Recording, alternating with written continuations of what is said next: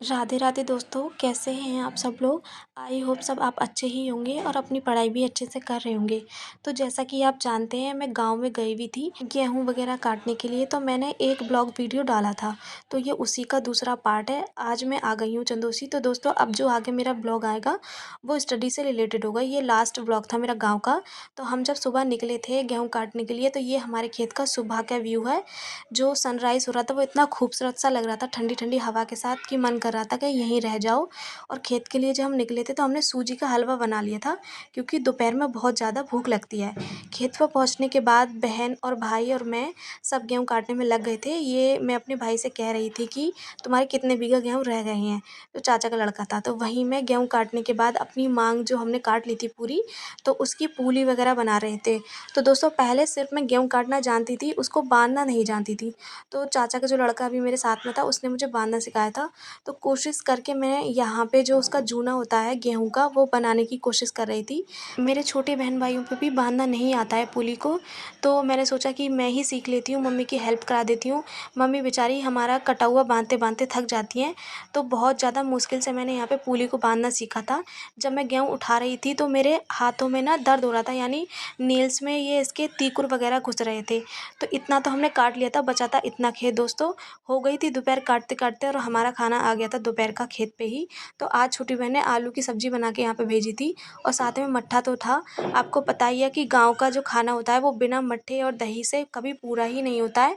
और साथ में मिठाई भी थी दोस्तों, मज़ा ही आ गया बस मट्ठा मिठाई खा के। आप भी ट्राई करना, बहुत ही ज़्यादा टेस्टी लगेगा। तो यहाँ हम सब लोग खाना खाने बैठ गए थे। दोपहर काफ़ी हो चुकी थी, तो हम घर के लिए निकले तो देखा कि आइसक्रीम वाला बाहर ही खड़ा है। तो मेरे दोनों भाई आइसक्रीम लाके खा रहे थे और मुझे चिढ़ा रहे थे। बराबर में पापा दूध का हिसाब जोड़ रहे थे, और मैं अपने आप को शीशे में देख रही थी कि मैं कितनी काली हो चुकी हूँ। कोई बात नहीं, हम किसान की बेटी हैं, तो काला गोरे से क्या ही फ़र्क पड़ता है। पास में ही मेरी दोनों बहनें लड़ रही थी आइसक्रीम के लिए। वो उसने उसकी छीन के खा ली थी ना, इसलिए।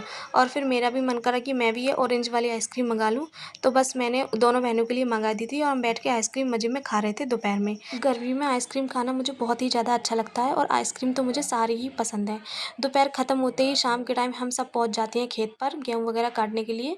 मम्मी हमें कुछ समझा रही थी कब उधर से काटना है और इधर से नहीं काटना है। वहीं मैं अपने हाथों को बैठी हुई देख रही थी कि कितना मेरे हाथ पे कट लग चुका था दरात से और गेहूँ की बाल वगैरह से। फिर शाम को हम घर वापस आ जाते हैं, तो वहीं मैं देखती हूँ कि छोटी बहन सब्जी बना रही थी चूल्हे पर। मुझे पता नहीं इसमें क्या बन रहा था। और पास में ही पापा के दूध के गोल्टे वगैरह धो रही थी। मेरे पापा दूध का काम करते हैं, दूधिया है मेरे पापा। और बराबर में ही हमारी भैंस खड़ी थी दोस्तों। तो मैं अपने फ़ोन में ही अपने घर का व्यू शूट कर रही थी, क्योंकि मुझे याद आती है बहुत वहाँ जाके। तो ये तुलसी माता थी, इनको भी मैंने अपने फ़ोन में कैद कर लिया था।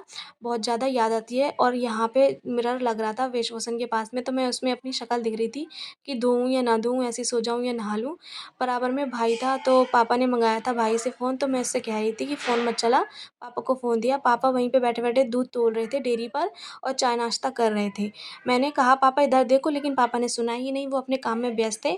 तो ये था आज का ब्लॉग। अब मिलते हैं कल, जब तक के लिए राधे राधे।